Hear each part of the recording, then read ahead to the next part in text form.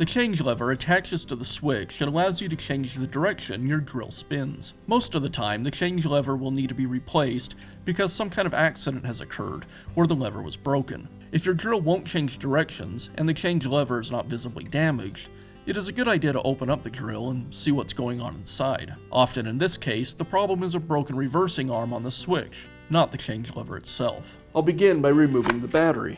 Now remove the rear cover. It's secured with 2 screws.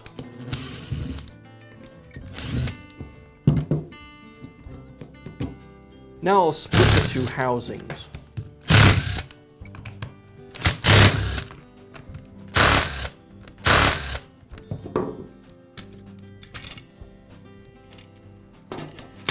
With the housing removed, now I have access to the switch and the change lever. To remove the change lever, I'll just rock the switch up slightly, and then I can pull the change lever away. And now I'll install the new change lever the same way. I just make sure that the tab on the lever lines up with the post on the switch.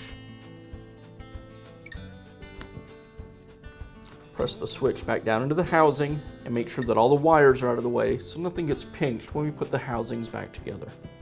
One last check of all the wires. Don't want anything to get pinched as the housings go together. And now I can replace the housing and secure it.